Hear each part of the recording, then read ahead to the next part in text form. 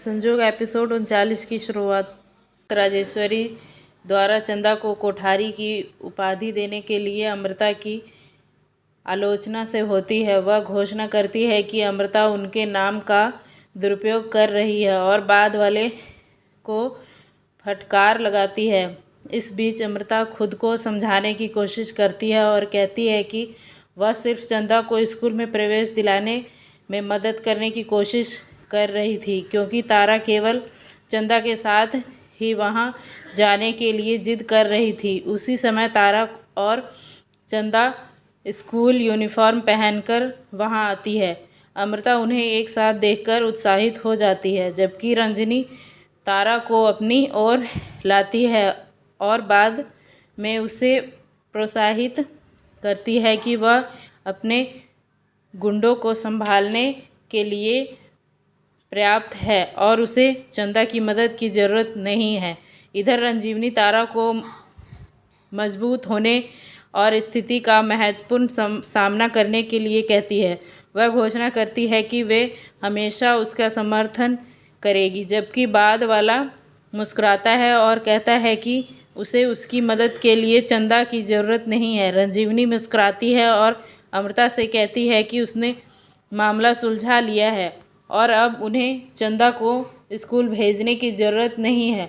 वह अमृता चंदा की शिक्षा के लिए चिंतित हो जाती है और भगवान से मदद की प्रार्थना करती है। गौरी यह देखकर भी परेशान हो जाती है कि उसकी बेटी स्कूल नहीं जा पा रही। वह अमीर बनने और चिंतित होने के अपने सपने को याद करती है। इस बीच अमृता तारा को स्कूल भेजने के लिए बाहर जाती है और फिर एक योजना के बारे में सोचती है। वह कार पर खतरा लिखती है और तारा को इसे पढ़ने के लिए कहती है। वह इसे ठीक से पढ़ती है, जबकि वह भी चंदा को ऐसा करने के लिए कहती है, लेकिन चंदा इसे समझ नहीं पाई।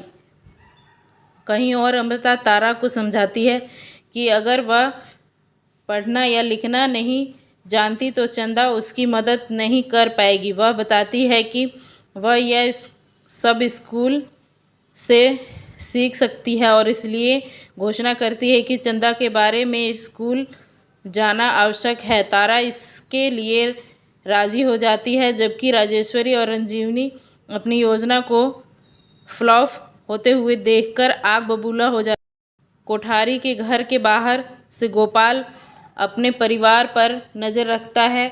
वह ड्राइवर को भी देखता है और एक चाल के बारे में सोचता है। चंदा को स्कूल जाते देख गौरी और गोपाल भावुक हो जाते हैं। वहीं आलोक अमृता से मिलने कोठारी के घर पहुंचते हैं, लेकिन रक्षिता को घर के अंदर देखकर चौंक जाते हैं। वह राजीव का सामना करता है। राजीव बाद वाला दोष अमृता पर डाल देता है और कहता है कि वह वही थी जिसने रक्षिता को वहां देखने के लिए जोर दिया था।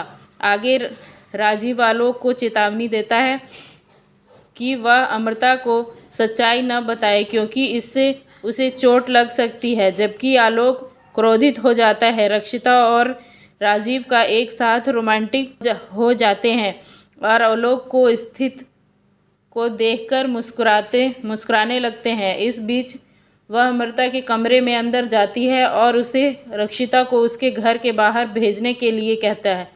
बाद वाला इसके बारे में सवाल करता है कि जबकि वह उससे उस पर भरोसा करने के लिए कहता है और उसे रक्षिता को बाहर भेजने की सलाह देता है। अमृता भ्रमित हो जाती है और बाद में ऐसा करने का आश्वासन देती है। वह कहती है कि वह तारा और चंदा के स्कूल में कार्यक्रम में व्यस्त है। वहीं गौरी आलोक से छिप जाती है, लेकिन वह किसी तरह उसे देख लेता है। ओरिएंटेशन प्रोग्राम में जाने के लिए अमृता गौरी के साथ कार के अंदर आती है। गौरी अमृता के प्रति अपना आभार प्रकट करती है और अमीर बनने के सपने देखती है। वह अमृता आलोक को सफा गैंग के बारे में सच बताने का फैसला करती है। इसके अलावा तारा और चंदा ड्राइंग प्रतियोगिता में भाग लेते हैं, जबकि तारा को चंदा का स्केच से जलन होती है।